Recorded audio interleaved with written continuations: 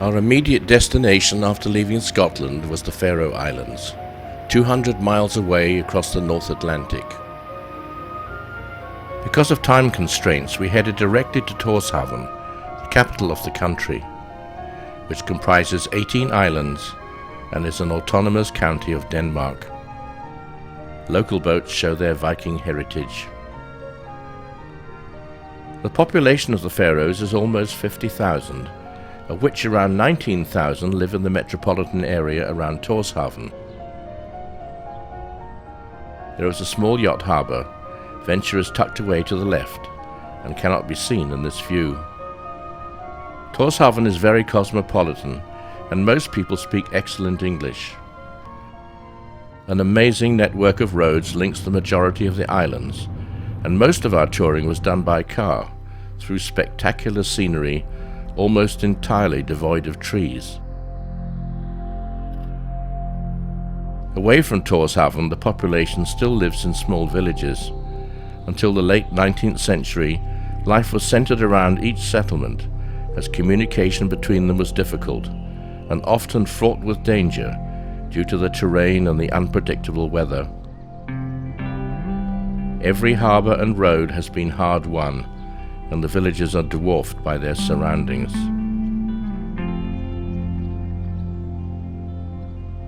Like most people, I knew little about the Faroes until I actually visited the country. Historians believe that the first parliament dates from AD 800, making it the first in Europe and probably the first in the world. Interestingly, DNA tests reveal that 87% of men are of Scandinavian origin, while 84% of women originate from Scotland and Ireland. Maybe Viking raids had something to do with that.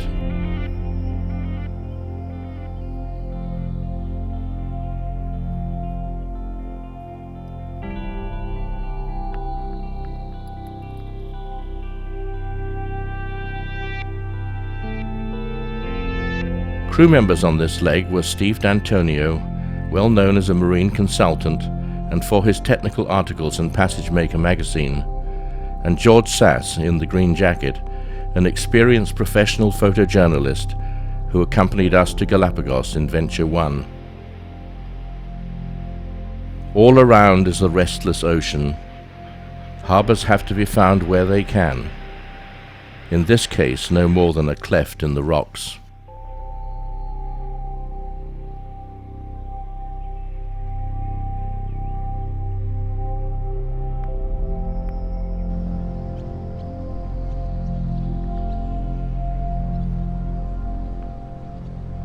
The name of the village that overlooks it is shown here. I'm not going to make any attempt to try to pronounce the name of the places we visited.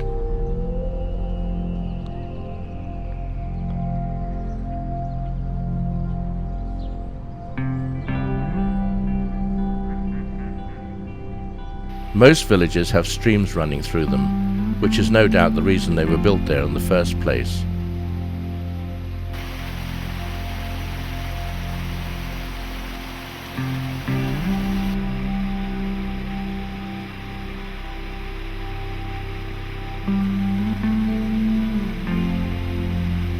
The national flower is the marsh marigold, and the national bird the oyster catcher, with its distinctive cry. We took a ferry to the remote island of Mykonos. Weather permitting, the small boat follows the dotted blue line, once in the morning and once in the late afternoon. But the tiny harbour is exposed to turbulent seas, and especially during winter, the island can be isolated for weeks at a time. It takes nerves and skill to spin the boat around in the confined space against the force of the surging surf.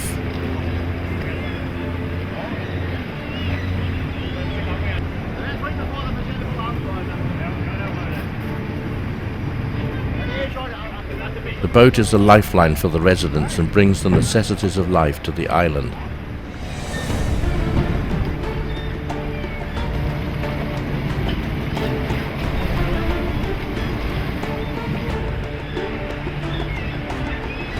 The steps up from the jetty are steep. cargo from the boat is moved with a quad and trailer. The weather in the Faroes can change from one minute to the next, but on the day of our visit to Mykonos it remained cold, wet and miserable.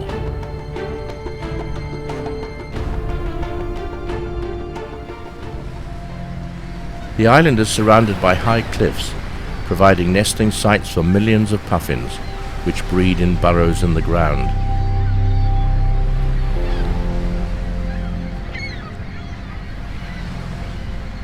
This mist is actually a fine drizzle, which soon permeated our inadequate clothing.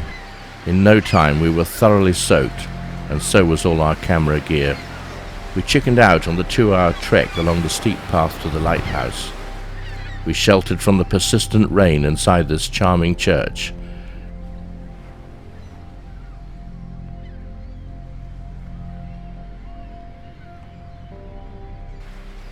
Local boats again showed their Viking heritage, and all were elaborately secured against the ferocious wind.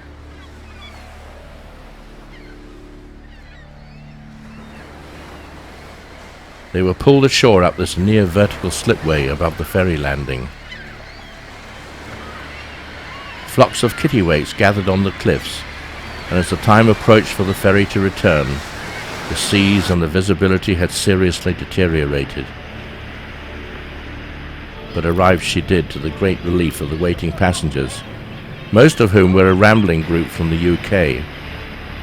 My dictionary defines rambling as a leisurely country walk, seriously different to my way of thinking from the survival conditions hiking along the precipitous cliffs. Boarding meant timing it, to step aboard at the top of the swells as the boat heaved up and down.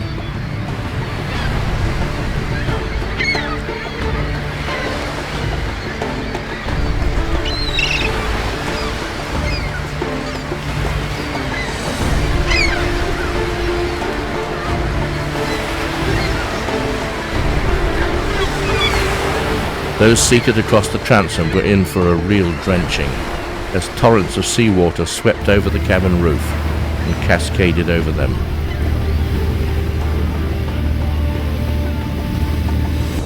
The wind is always present in these islands.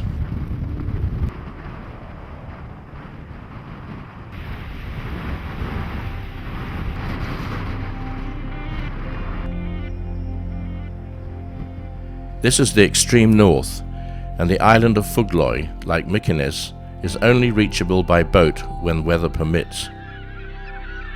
It is home to millions of seabirds, and 2 villages which are the most remote in the Faroes.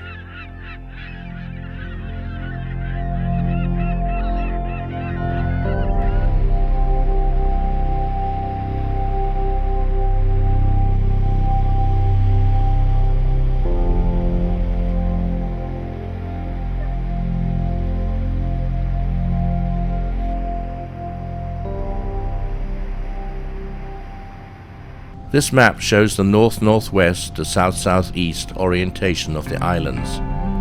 Dotted lines show tunnels under the fjords and even under the mountains. Modern tunnels like this one are dual lane and have lighting. Older tunnels are single lane with pullouts and no lighting. It is possible to drive throughout the country. You can rent a car or even bring your own on a regular vehicular ferry service from Scandinavia. Back in Tórshavn, the car ferry Smyril, linking the port with the southern islands, was just leaving her berth, and it was time for us to leave also and head directly to Iceland. Our landfall would be Vestmannaeyjar, or the Westman Islands, south of Iceland, estimated distance about 350 nautical miles. It was blustery when we left the protection of the harbour, good conditions for the traditional sightseeing sailboats.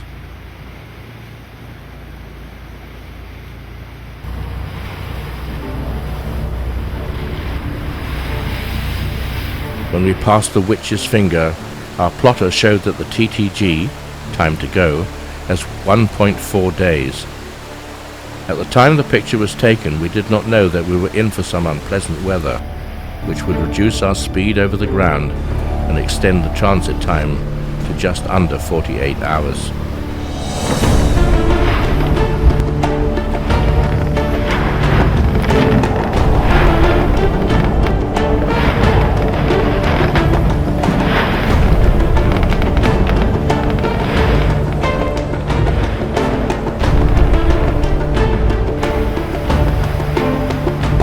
Now at 64 degrees north on Midsummer's Day, the early dawn revealed dramatic views of the dangerous south coast of Iceland. Hidden in the clouds was the volcano that had caused so much disruption.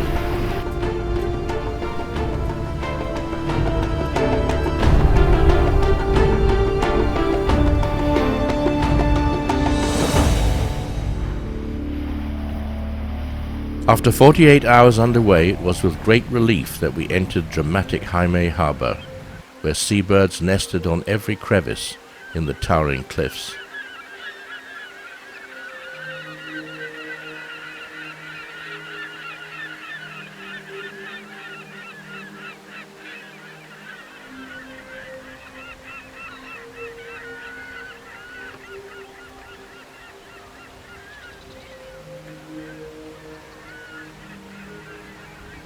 To add to the fun, we encountered the ferry in the narrow channel.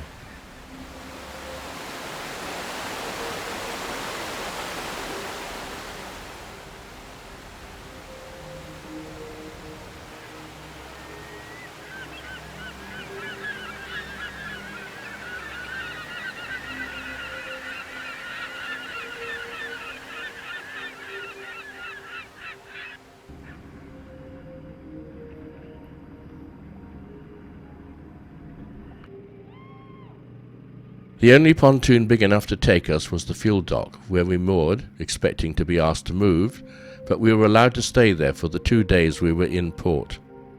It was blessedly calm. Venture towered over the surrounding boats.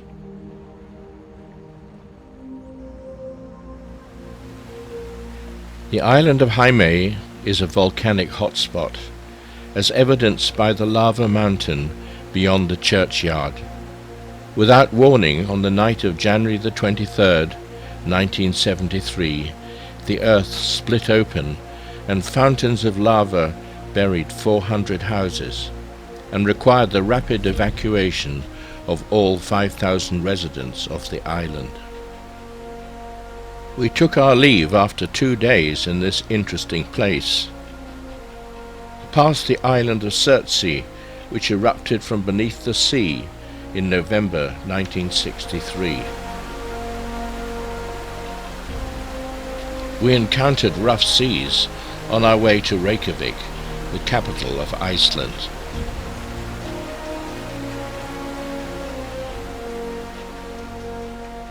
Many imagine much of Iceland to consist of volcanoes belching steam and ash, but in reality, the valleys are filled with lush and beautiful farms.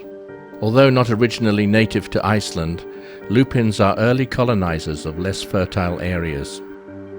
Icelandic horses are unique in that they have 5 gaits instead of the usual 4. In AD 982, a law was passed forbidding the import of horses into the country, so the breed has remained pure for over 1,000 years. The best way to see the country is to head off the beaten track. For good reason, most routes are designated for 4-wheel drive only, and there are stiff penalties for venturing on them with a conventional vehicle.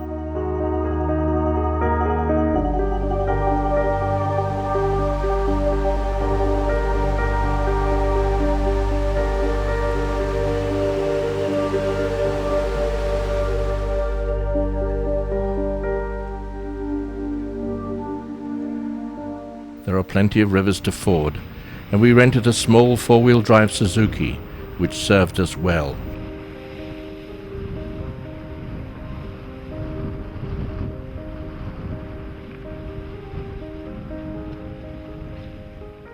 Wildflowers gain a tenuous foothold among volcanic rocks. The star-shaped leaves are young lupins.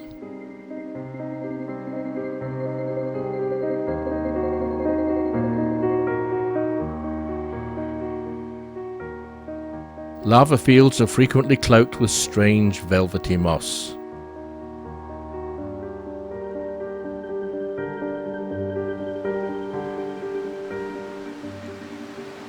Fast-flowing streams carry silt from upstream before leaping over cliffs in a series of wonderful waterfalls.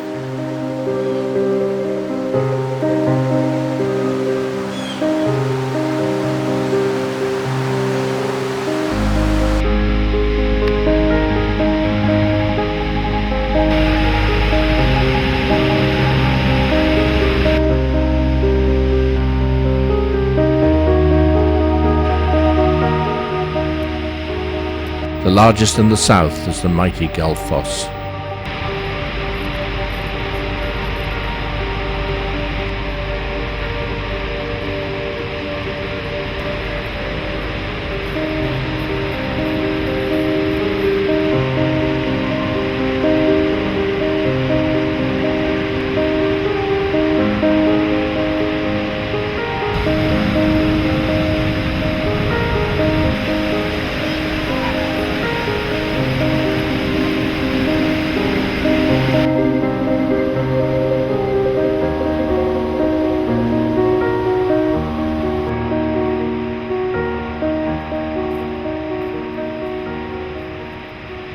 Near the town of Vik, meaning harbour, fields of wild lupins reach out towards bizarre rock formations.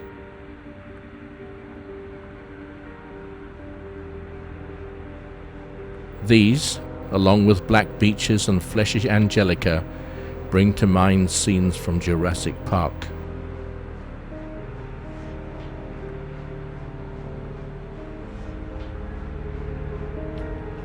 The church at Vik looked very different just 3 months earlier, when this area caught the edge of the fallout from the volcanic eruption.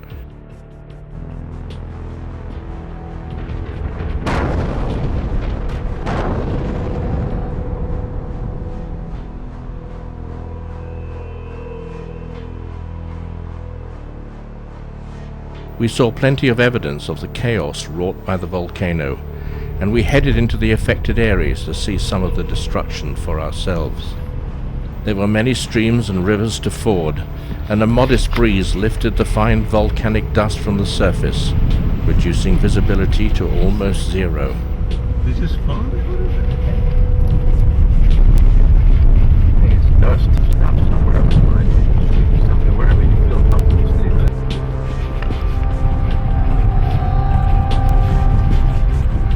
The ash had the gritty consistency of carborundum, but was as fine as talc, making it hard to follow the track, and eventually forcing us to turn back.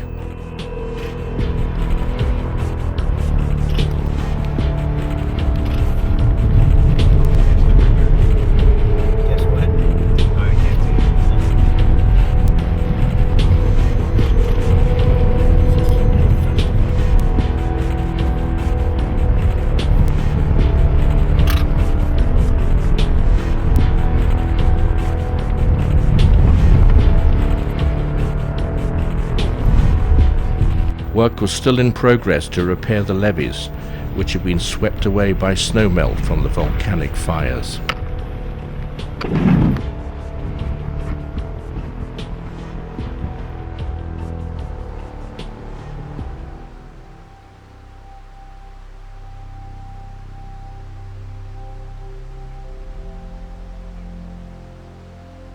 Glacier walks are among the many opportunities for exploration in a monochrome landscape which oftentimes resembled the surface of the moon.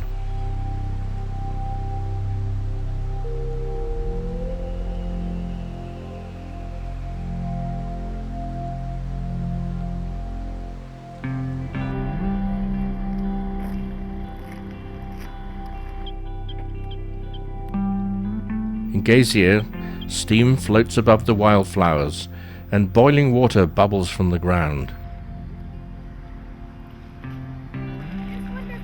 All other geysers, or geysers depending on your pronunciation, are named after the original, which sadly now has gone quiet, leaving the main attraction to Strucker, which shoots skyward every 5 minutes or so.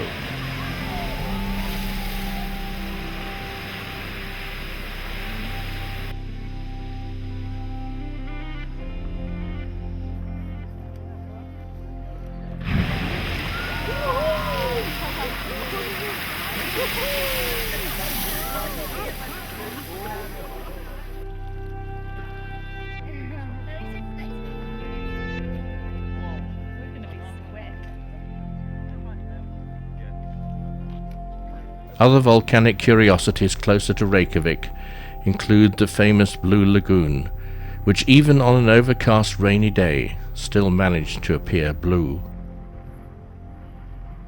But it was time for us to leave Reykjavik and head up the west coast towards Ólafsvík on the next leg of our circumnavigation of Iceland.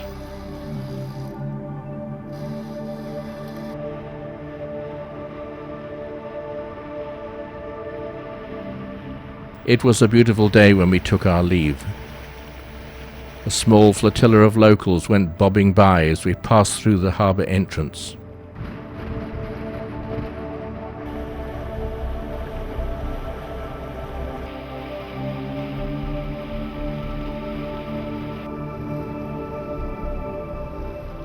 Just Chris and myself were on board for this leg of the trip.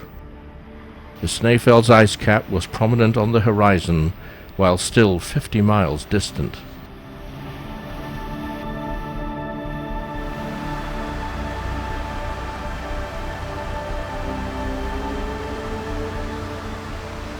We turned into Ólafsvík harbour, which was very commercial, and tied up against a wall of tires for which there was no charge. We left the following day under a lowering sky. We were soon passing the Latrabrag cliffs, 14 kilometres long and 1,465 feet high. This was the most westerly point of our trip. In 1947, local farmers rescued all 12 crew members from a wrecked British trawler by lowering themselves on ropes and hauling them 680 feet up the cliffs.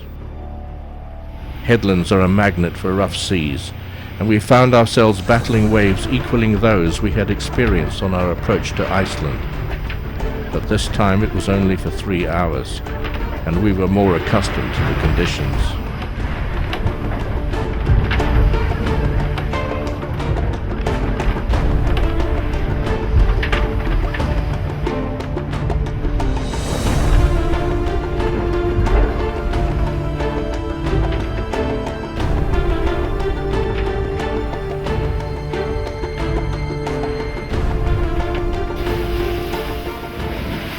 This was normal weather for boats much smaller in size than Venture. Towering mountains plummeted into the turbulent sea. U-shaped glaciated valleys were often home to a single isolated structure.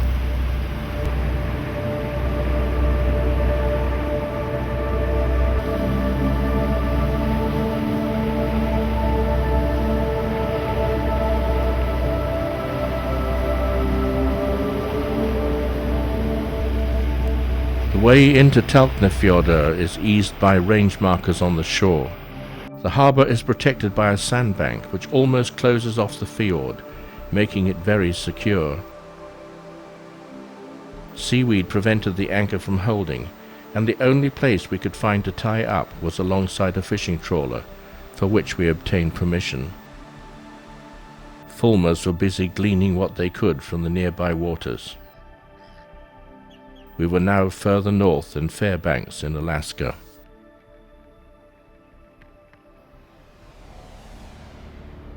When we left the following morning, the stack from an abandoned Norwegian whaling station stood out on the horizon.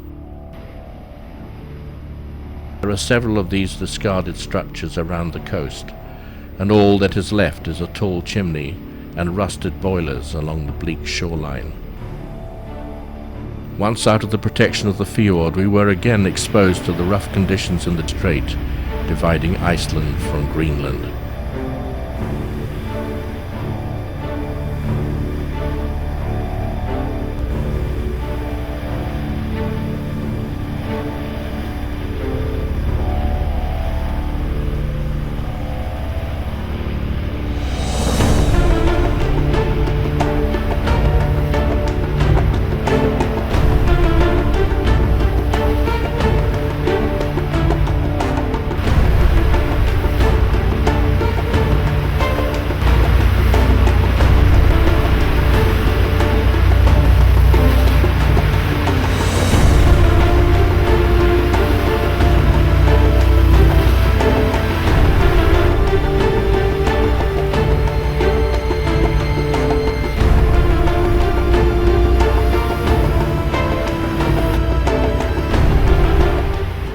conditions calmed as soon as we began our approach into Ísafjörður.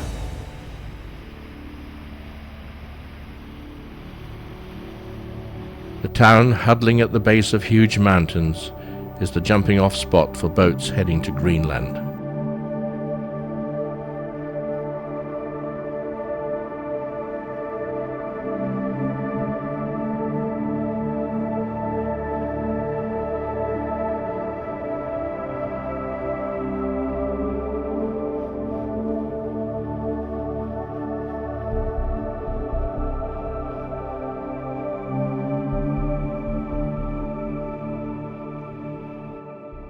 We were allocated a place on the floating pontoon, which was a rare treat in this part of the world.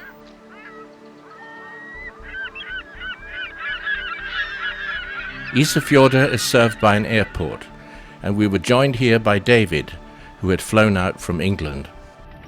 The rough conditions had scrambled the chain, and we used this opportunity to clear the jumble. There was a strong wind and the weather was cold.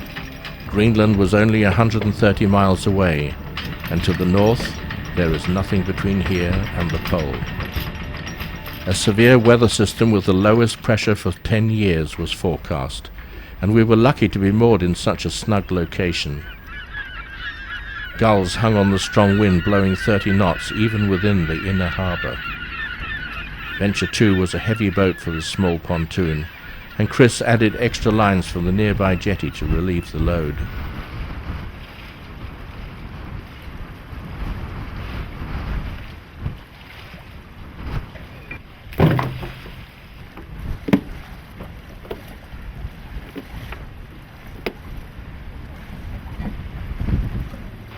The wind was still strong when, after a delay of a couple of days, we got underway and passed the hanging valley that overlooks the town.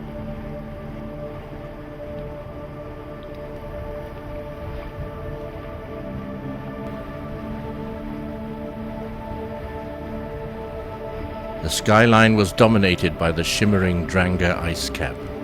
We were heading for Hornstrandir, the most remote area in all of Iceland, where there are no settlements, no roads, and no communications. Our immediate destination was the unsurveyed and uncharted fjord of Longafjörður, which had been recommended to us by a local yachtsman. The magic of Google Earth allows us to make a virtual flight up the fjord, but the real-world version was a place of pristine beauty, untarnished by the hand of man.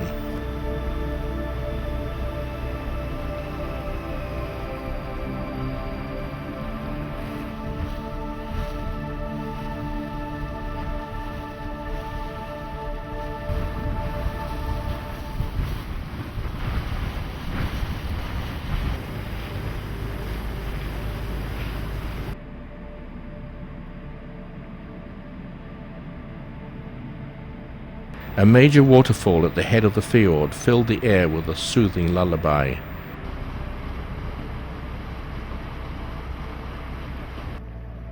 As soon as the anchor was down, we launched the tender to see a diminutive venture dwarfed by the grandeur of her surroundings.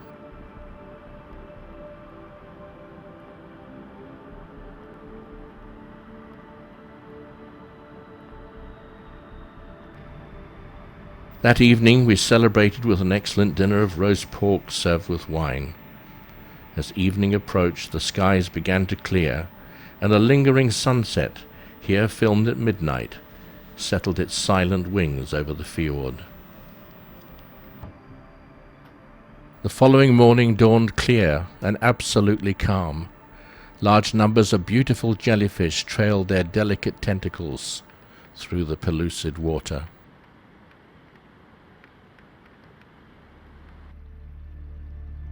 We retrieved the anchor using the built-in nozzle to wash the chain.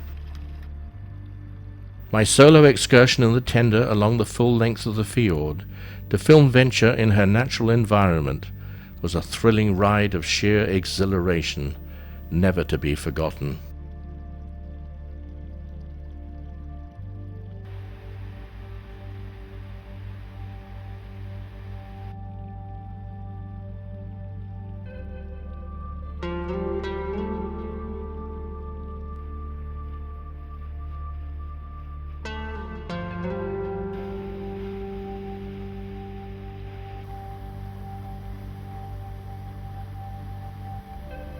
We ducked into another branch of the fjords where we encountered the only other cruising yacht we had met underway.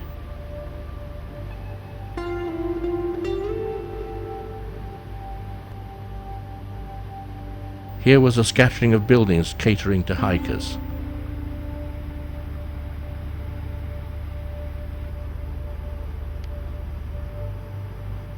Along the shore, the remains of another abandoned whaling station.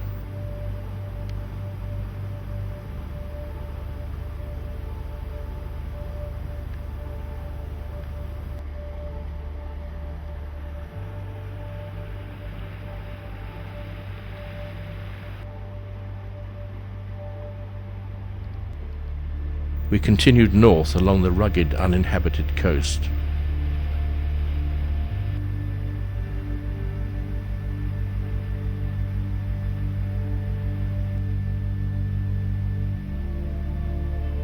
This small structure is one of a series of refuge huts, marked here in red on this map.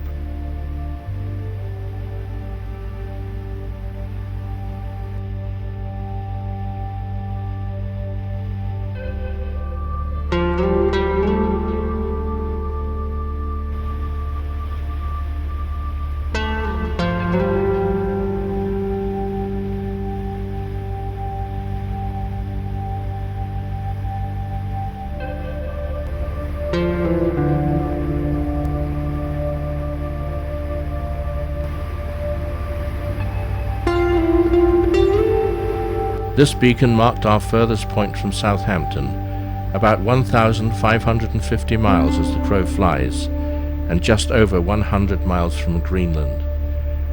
It would have been perfect weather to make the 12-hour crossing, but alas, we had to press on.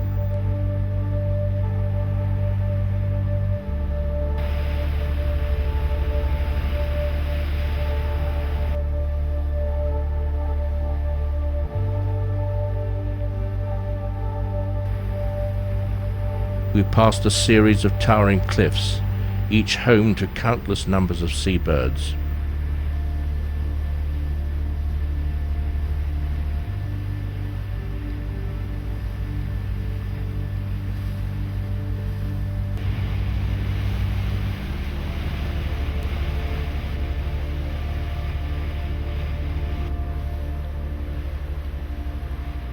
The shoreline in Hornvik Bay was littered with driftwood, which had, amazingly, originated in Siberia and reached these shores by way of the polar ice.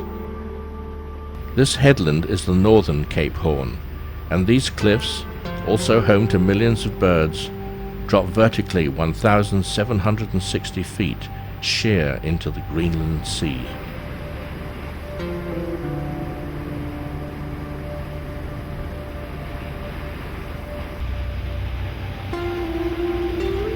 We were now only a couple of miles south of the Arctic Circle, and 3 weeks past the summer solstice. In a glow that never faded from the sky, a delicate sunset morphed into a matching sunrise, with the orb of the sun skimming the horizon. As the sun rose higher above the burnished surface of the sea, its golden rays painted the peaks of the nearby mountains. We headed south, 40 miles down the long fjord leading to Akureyri. This attractive city, lying in the shadow of the mountains, is the capital of the north, and Venture was allocated a convenient berth, right in the city centre.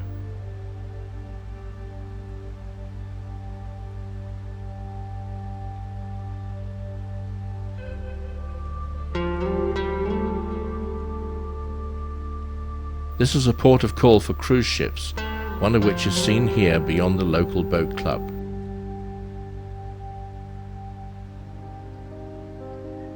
Akureyri is surrounded by lush farmland with many horses.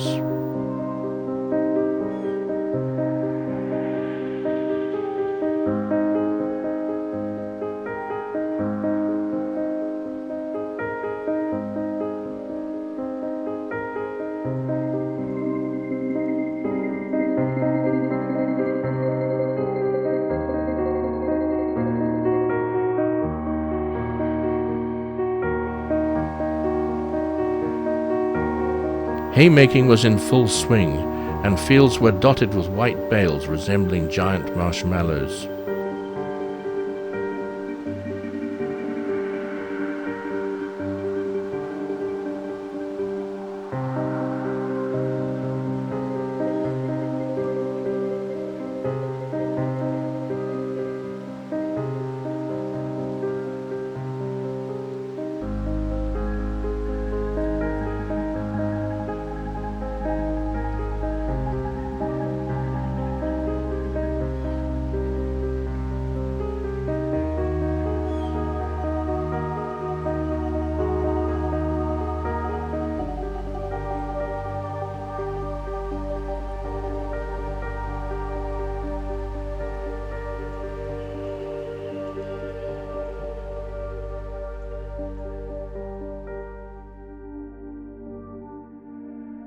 In boggy areas, the fluffy heads of cotton grass nod and flutter in the breeze.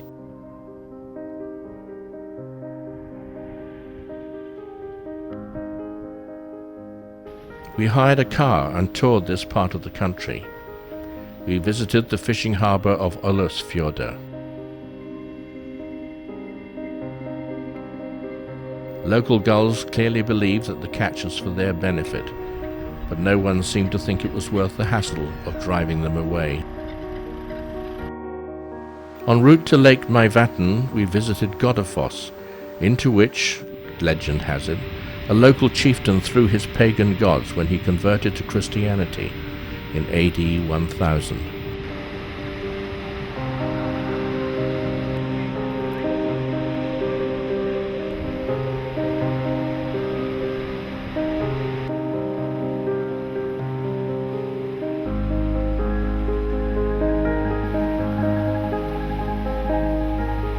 Just north of the lake is a vast volcanic area where steam hisses out of the ground and mud pots bubble and spurt.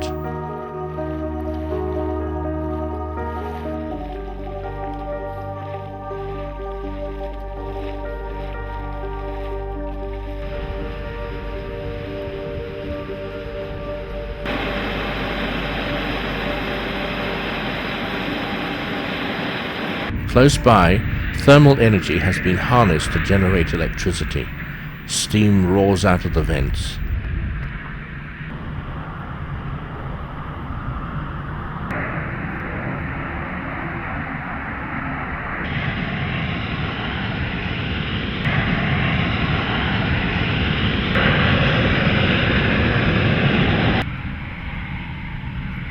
This monster could be heard 3 miles away. The human figure on the hill gives scale to this explosion crater. Fields of frozen lava stretch to the horizon, and we meander through an active volcanic area where wisps of steam rise all around. We now headed 40 miles offshore to remote Grimsey Island. Only 2 miles in area, with just 100 inhabitants, its main claim to fame is that it lies on the Arctic Circle.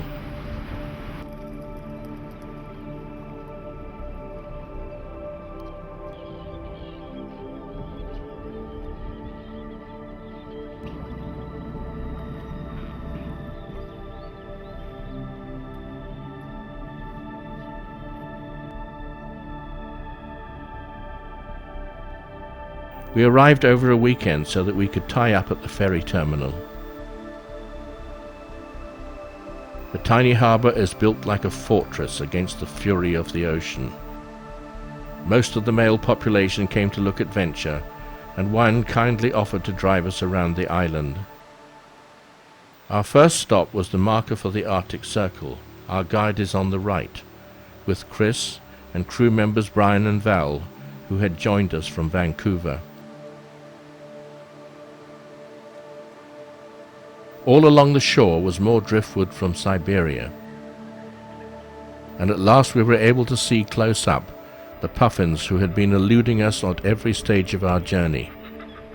These comical little birds live in burrows in the ground.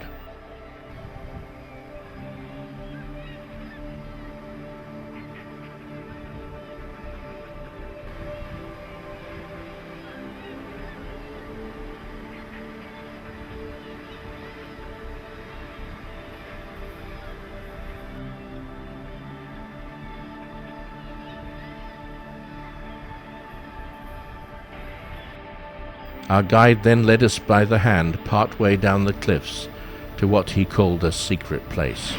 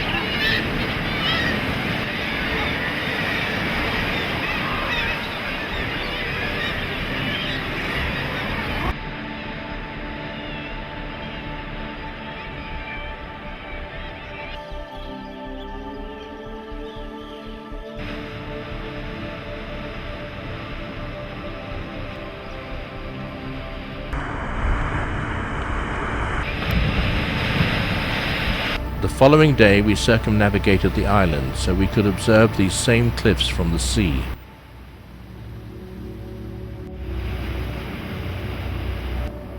One of the fishermen was very insistent we took him along. We crossed the Arctic Circle, which is generally considered 66 degrees 33 minutes.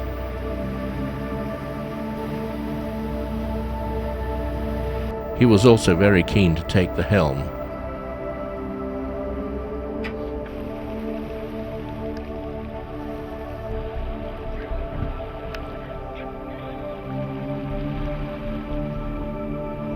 After dropping him back at the harbour, we continued on our way.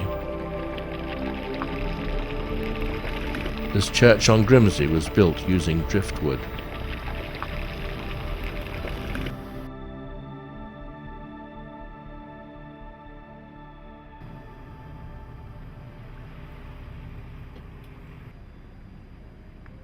We entered the busy and attractive town of Husavik and picked our place to tie up.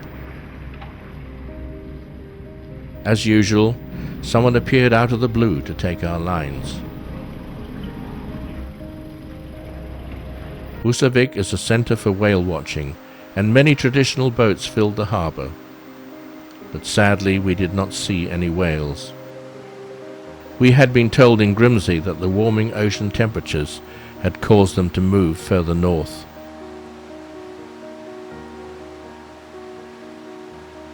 From here we drove to Dettifoss, billed as the most powerful waterfall in Europe. Its waters were grey with sediment from the glacier which fed it.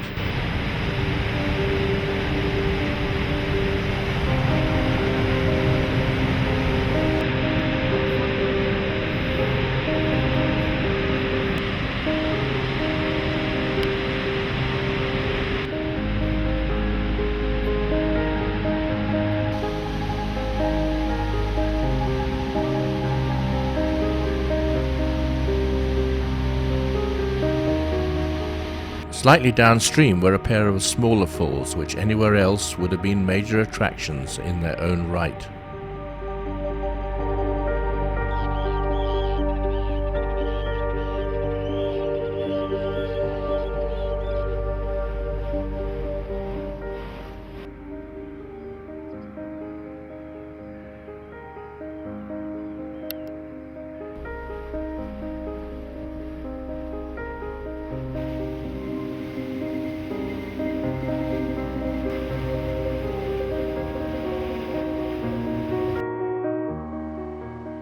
Back at sea we rounded the northeast tip of Iceland and once again crossed the Arctic Circle, this time slightly north of our previous position. We celebrated the occasion by adding champagne to our orange juice.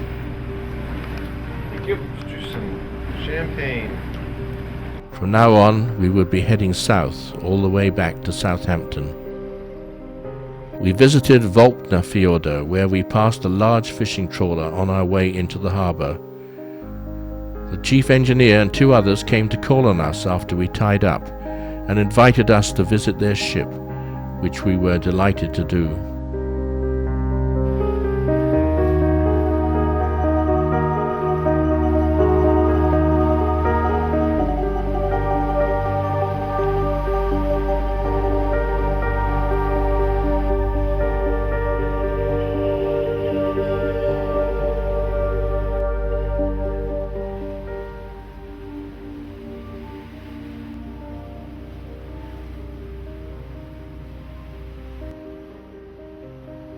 The following day we continued south into Seyðisfjörður, our last fjord and final port before leaving Iceland.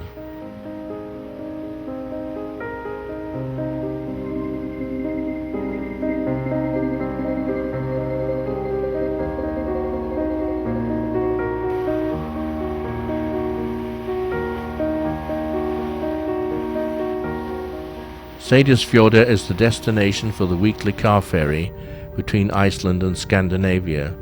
So if you bring your own vehicle to Iceland, this is the port at which you will arrive.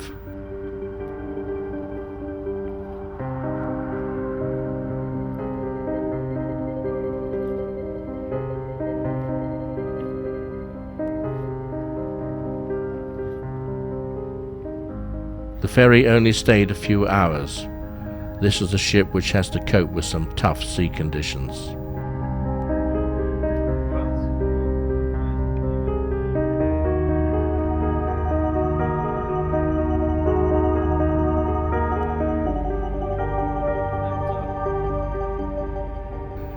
The season was advancing, and we had to be back in Southampton by the end of August, in time for the International Boat Show. We topped up our fuel from a tanker truck, which had brought fuel over the mountains from the next fjord. We headed out into the North Atlantic for the 500-mile crossing direct to Scotland. Time to go is shown on the plotter as 2.2 days.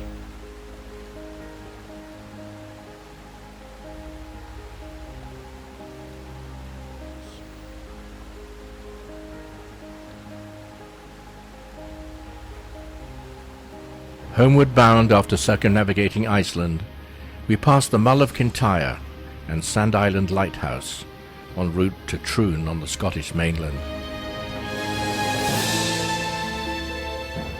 A fierce wind favoured the kite surfers, but presented us with steep head seas.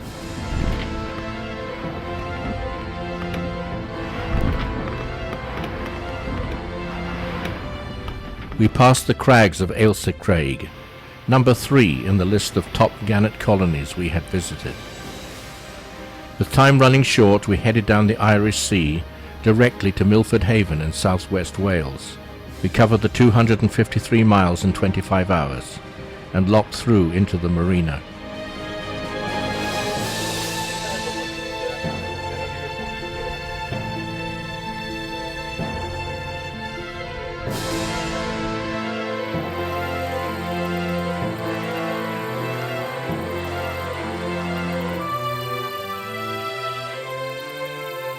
Like many ports we visited, the town had a memorial to fishermen lost in the rough seas that regularly battered the coast.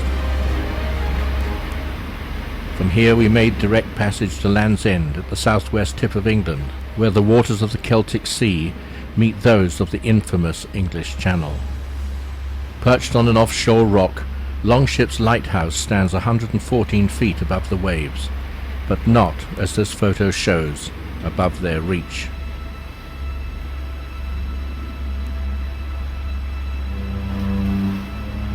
With the corner turned, the seas were from aft, and we made for the Cornish town of Foy. Legend has it that a young Jesus Christ visited the town with his uncle, Joseph of Arimathea, who was a tin merchant. Punch's Cross commemorating this belief was erected on these rocks more than 500 years ago. Modern structures nestle alongside a blockhouse built in 1380. Cornwall was an exporter of tin as long ago as 1600 BC and is still an important supplier of china clay. Surprisingly large ships still navigate through the picturesque harbour.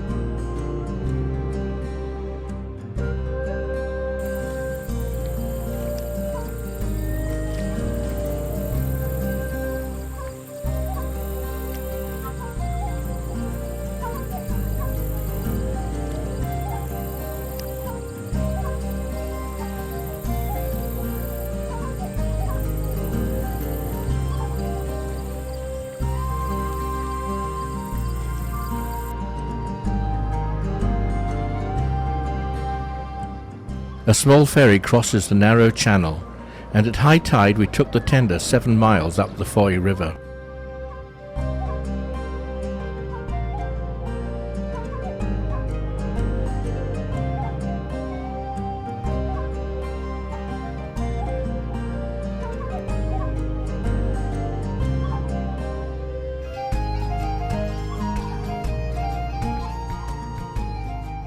We passed grey-lag geese and other water birds as we drifted through this slice of rural England.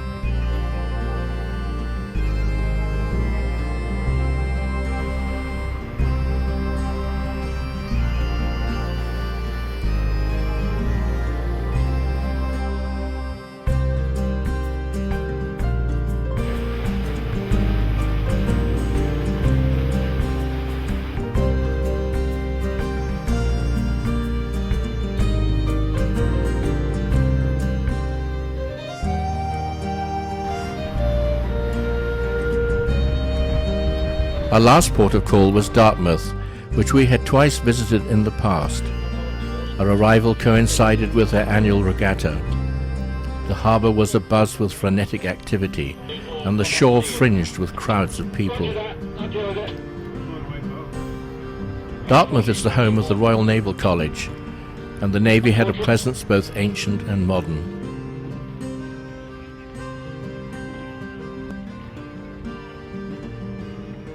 Venture was tied up next to a cluster of vintage lifeboats, and rafting was on a scale seldom encountered.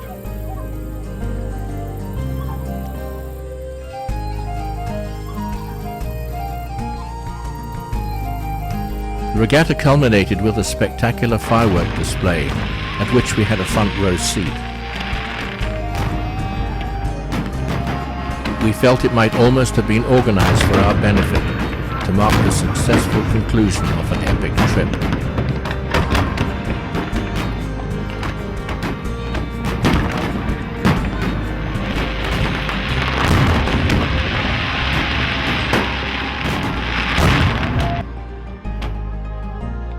The following morning, nature provided a more subtle display of her own as Chris untangled the mooring lines.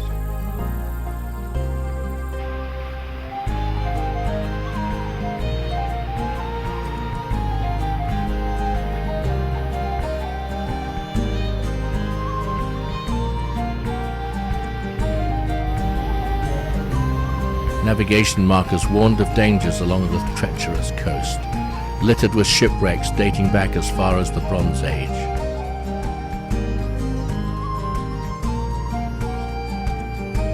The English Channel was in a rare benign mood as we approached the Isle of Wight and the Needles.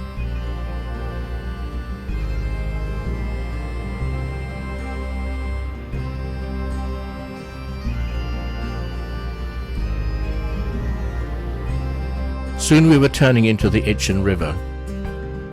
As we passed beneath the bridge, the spring of heather on the jackstaff proclaimed we had been north of Ardnamurchan Point. Indeed, just 6 weeks earlier we had been above the Arctic Circle.